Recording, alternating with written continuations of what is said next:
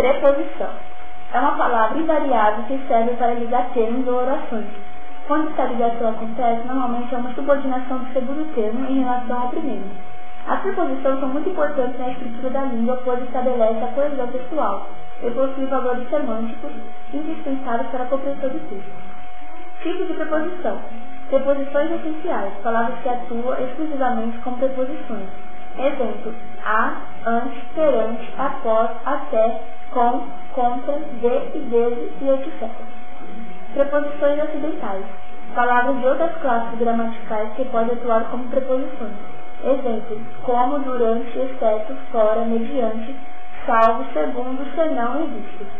Locuções prepositivas. Duas ou mais palavras valendo com uma preposição, sendo que a última palavra é uma delas. Exemplo: abaixo de, acerca de, acima de, ao lado de, a respeito de acordo com. Esse processo de junção de uma preposição com outra palavra pode se dar a partir de dois processos: combinação e contração. Artigo. Artigos são palavras que precedem ou substantivos para determiná-los ou indeterminá-los. Os artigos definidos, exemplo, o, a, os e a, de modo geral indicam seres determinados, conhecidos da pessoa que fala ou escreve. Os artigos indefinidos, exemplo, uma, uns e umas, indicam seres de modo vago e precioso. Os artigos definidos são declinados. Não é uma declinação verdadeira. Podem ser combinados com algumas preposições, formando os seguintes casos: genitivo, vocativo, dativo, ablativo e comitativo.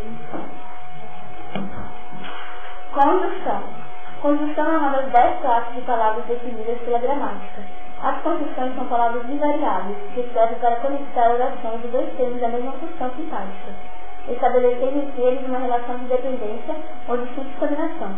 Conjunção subordinada. As conjunções subordinadas ligam uma oração de nível sintativo inferior. Oração subordinada a uma de nível sintático superior à oração principal. Conjunções conclusivas indicam relação de conclusão quando a conjunção exerce o papel de ligar as orações. Conjunções explicativas expressam a relação de explicação, razão ou motivo. Conjunção comparativa inicia uma oração que contém o segundo membro de uma comparação. Exemplo: era mais alto que baixo. Conjunção possessiva inicia uma oração subordinada que irá se admite o fato contrário à ação proposta pela oração. Conjunção condicional inicia uma oração subordinada a que se indica uma hipótese ou uma condição.